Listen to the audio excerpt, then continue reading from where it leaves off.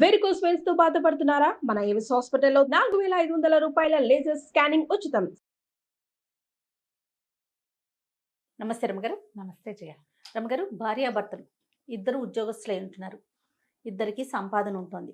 అయితే నువ్వెక్కువ నేనెక్కువ నువ్వు తక్కువ అనే ఒక భావన కూడా కొన్ని ఫ్యామిలీస్లో మనం చూస్తూ ఉన్నాం. దీనివల్లే గొడవలు రావటం, అంటే సంపాదన పెరిగే కొద్దీ ఒకరి మీద ఇంకొకరికి చులకన బాగుంటుంది. ఈ రోజుని బట్టి ఇద్దరు ఉద్యోగాలు చేయాల్సిందే, కంఫర్ట్గా ఉండాలి, పిల్లల్ని మంచిగా చూసుకోవాలి, మంచి చదువులు చదివించాలి అనుకుంటే ప్రస్తుత పరిస్థితి అది కదండి. వాళ్ళు హాయిగా ఉండాలి కదా. అది అందుకని ఉద్యోగాలు మానుకోలేరు. వీళ్ళ మధ్యన ఉద్యోగాలే గొడవలకి కారణం అవుతున్నాయా?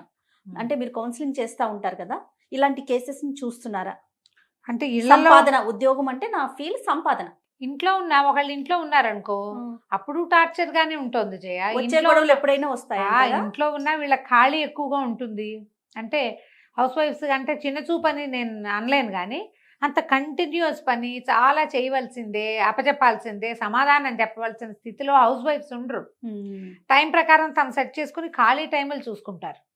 ఇప్పుడు ఖాళీ టైము హౌస్ వైఫ్కి ఉండదంటే ఈ సీరియల్స్, ఈ యూట్యూబ్లు అన్నీ ఎవరు చూస్తున్నారు? వాళ్ళే కదా పాపం మహారాజా పోషకులు. ఏమవుతుందంటే ఈ ఖాళీగా ఉండేసరికి ఆ బయట నుంచి వచ్చిన వాడిని వీళ్ళు ఏం చేస్తారు, వీళ్ళు ఖాళీగా ఉన్నాము, రోజంతా ఇంట్లో ఉన్నాం, బయటకు తీసుకెళ్ళు, రోజంతా పిల్లలు నేనే చూశాను, ఇప్పుడు నువ్వు చూసుకో, ఏదైనా కంపారిజన్ ఒకటి. దాంతో ఏమవుతుంది, ఇంకా గొడవలు వస్తూనే ఉంటాయి.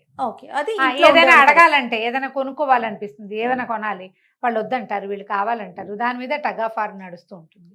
ఇద్దరు వర్కింగ్ అనుకో, అప్పుడు కూడా ఉంటాయి సమస్యలు. నువ్వు ఎక్కువ నేను తక్కువ, నీది సోదు ఉద్యోగం అంటాడు, లేదా ఆవిడే అంటుంది సోదు ఉద్యోగం నాదైతే బ్రహ్మాండమైందని.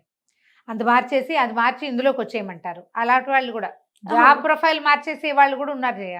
పార్ట్నర్ కోసం వాళ్ళు అయినా మార్చేసుకుంటారు, లేదా వీళ్ళదే తమ దాంట్లోకి మార్చేసుకుంటారు. కొట్లాటలు అనేది మనుషుల్లో సామరస్య ధోరణి లేకపోవటము, రాజీ పడే ధోరణి లేకపోవటము, నేనెందుకు సర్దుకోవాలి అనేంటి ధోరణి, వీటి వల్ల వస్తాయి. పైగా ఈ వర్క్ చేసే అమ్మాయిలు అమ్మ అమర్చి పట్టినట్టుగా అంత చేయలేరు, పాపం చేస్తారు చాలా మటుకు. ఇప్పుడు ఇది వరకు అంటే ఎలా ఉండేది, ఇంట్లో ఉంటే ఇల్లు చూసుకోవటమే ఉండేది. ఇప్పుడు బయట చూసేవాళ్ళు బయట లక్షలు తెస్తూ, ఇంట్లో కూడా ఆడవాళ్ళు చేయవలసిన అన్ని పనులు వీళ్ళు చేయాల్సిందే. మా అమ్మ చేసింది, మా అత్తగారు చేశారు, మా అక్కయ్య చేస్తుంది, నువ్వెందుకు చేయవు? మొగుడికి ఇంటికి రాగానే మంచినీళ్ళు తెచ్చి ఇవ్వాలి, కాఫీ కలిపి ఇవ్వాలి. ఆ అమ్మాయి కూడా బయట నుంచి వస్తుంది కదా, మరి దానికి ఎవడు చూస్తాడు? అవునా? ఇది వరకు రోజుల్లో ఒక 20 ఏళ్ల క్రితం, ఒక 15 ఏళ్ల క్రితం వర్కింగ్ వాళ్ళంటే వాళ్ళు ఇంటికి వచ్చిన సమస్తమైన పనులు చేసుకునేవాళ్ళు చేయ. ఉద్యోగం చేస్తూ కూడా ఎంత మల్టీ టాస్కింగ్ ఉండేదంటే ఆడవాళ్లలో. ఇప్పుడు ఆ మల్టీ టాస్కర్స్ ఇప్పుడు కొంచెం తక్కువ, లేరని చెప్పని చేయ నేను, తక్కువ. ఎందుకంటే ఈ లేటెస్ట్ పిల్లలు కనీసం ఒక 30+ వాళ్ళు కూడా గారాబంగా పెంచబడిన పిల్లలు, ఎంసెట్లు అవి రాసిన వాళ్ళు, కేవలం చదువే తప్ప రెండో పని చిన్నతనాల్లో అలవాటు లేని వాళ్ళు, ఈ ఇంటి బాధ్యతలు తీసుకునే ప్రాక్టీస్ లేని వాళ్ళు, వీళ్ళే ఇప్పుడు గృహిణులుగాను, అదే భార్యలుగాను, ఉద్యోగస్తులుగాను ఉండి కొట్టుకుంటున్నారు. 50s ఉన్నవాళ్ళు, ఇప్పుడు నాబోటి వాళ్ళు, లేదా నీలాగా నాకంటే నా వెనకాల తరం వాళ్ళు కూడా ఈ ఇంట్లో బయట సమర్థించడం అనేది ఒక ప్రాక్టీస్గా అమ్మల్ని దగ్గర నుంచి చూసి కాలేజీలకి నడిచెళ్ళి ఇంట్లో కొంత పని చేసి కాలేజీకి వెళ్ళి ఇంటికి వచ్చాక మళ్ళీ వంట చేసేవాళ్ళు, ఆ ప్రాక్టీస్లు ఉన్నవాళ్ళు దీన్ని హ్యాండిల్ చేయగలుగుతారు. ఇదివరకు రోజుల్లో ఉద్యోగం చేసే వాళ్ళకి టాస్క్లు ఉండేవా, గోల్స్ ఉండేవా రమ్మగారు? తక్కువ ఉండేవి. పరుగులు ఉరుకులు ఇంత లేదు. అంటే ఈ తరహా ఉద్యోగపు తరహాలు కూడా మారిపోయినాయి కదమ్మా. ఇప్పుడు స్కూల్ టీచర్లు కూడా జయ, ఇది వరకు ఏంది, తాపీగా పోయేవాళ్ళు, తాపీగా వచ్చేవాళ్ళు, పరీక్షలు అయిపోతే ఆ పేపర్లు దిద్దుకోవటమే పని.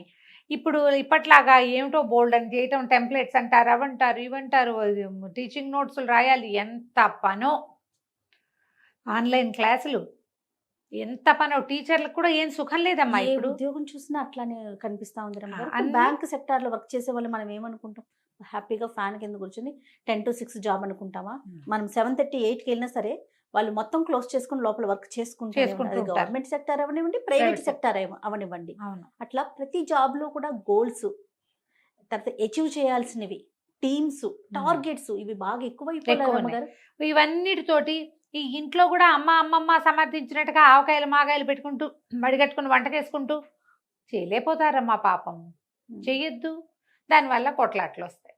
కొంచెం సాయిదా పాయిదాగా ఉండి అవతల వాళ్ళు కాస్త సర్దుకుని వాంటింగ్స్ తగ్గించుకోవటం, ఎక్స్పెక్టేషన్స్ తగ్గించుకోవటం, వీళ్ళు వాళ్ళు కూడా జయ, ఇద్దరు కూడా. మనం ప్రతిసారి ప్రీ మ్యారిటల్ కౌన్సిలింగ్ గురించి మాట్లాడతామా జయ? అవునండి. ఇప్పుడు ఒక వాక్యం చెప్తా చూడు.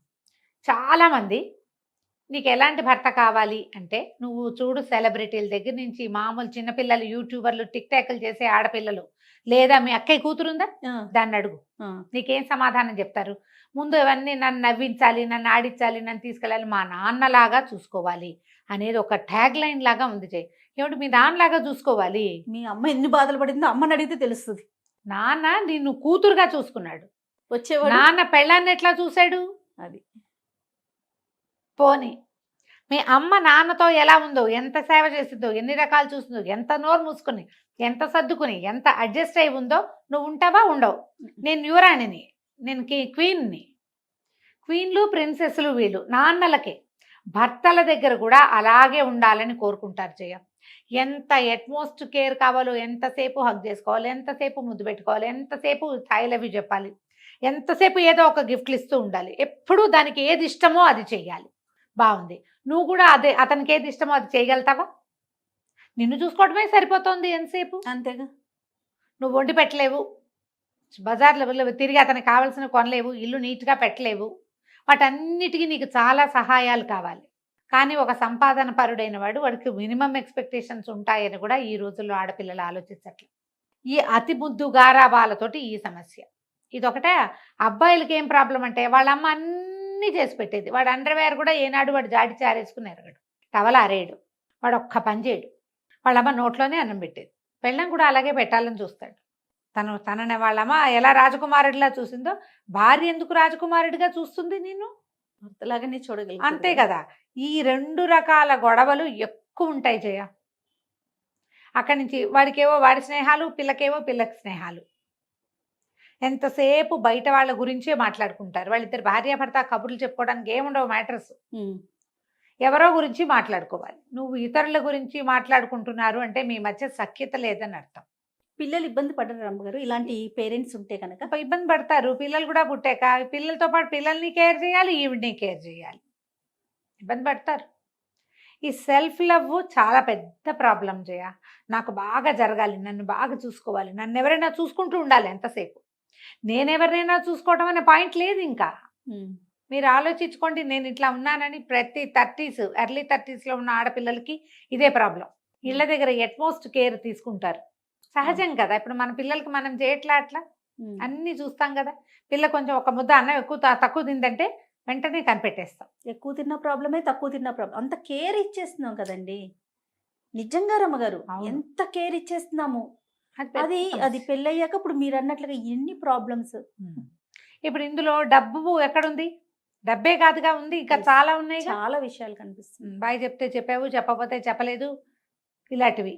ఉద్యోగ స్థాయిని బట్టి కూడా గొడవలు ఉంటాయి. అంటే ఇప్పుడు భార్య కంటే ఆ మేల్ ఈగో అనేది ఒక పాయింట్ ఉంటుంది జయ. ఇప్పటికీ సమాజంలో అది నడుస్తూనే ఉంటుంది అండర్ కరెంట్ లాగా. వీళ్ళావిడికి వీడికంటే ఎక్కువ జీతం అన్న వాక్యాన్ని తట్టుకోలేరు మగవాళ్ళు, తెలుసా? అది ఎలాంటి వారైనా ఎవరైనా ఏదో ఒక సందర్భంలో గుచ్చుకుంటుంది. ఎట్లాగో ఆడవాళ్ళు భర్తల కంటే తక్కువ సంపాదనని అంత పెద్ద బాధగా భావించరు.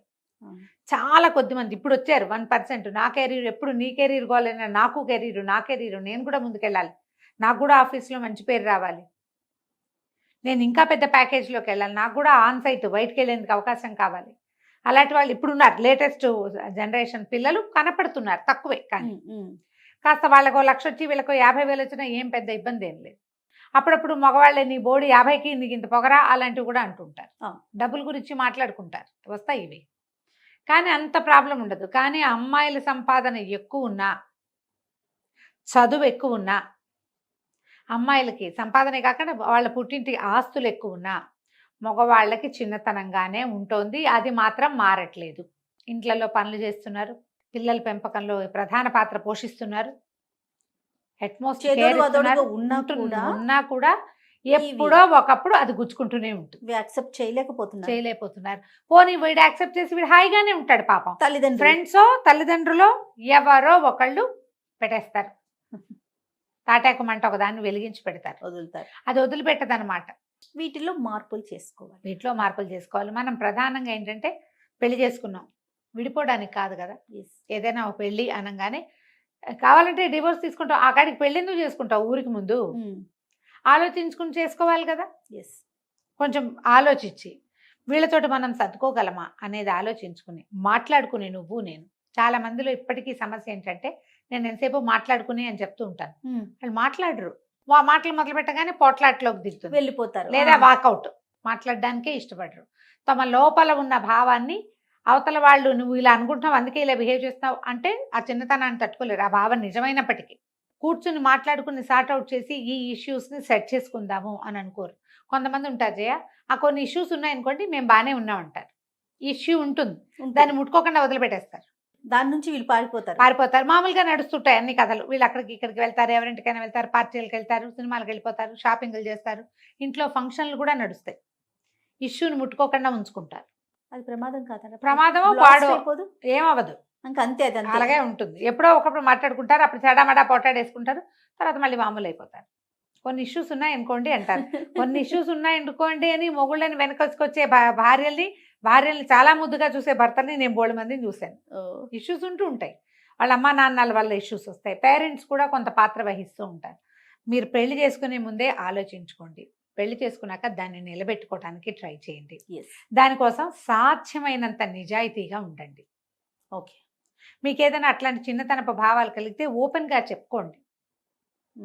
ఇలా భార్యాభర్త ఒకళ్ళకొకళ్ళు ఓపెన్గా చెప్పుకున్న విషయాల్ని దయచేసి మూడో వ్యక్తి దగ్గర చెప్పబోకండి.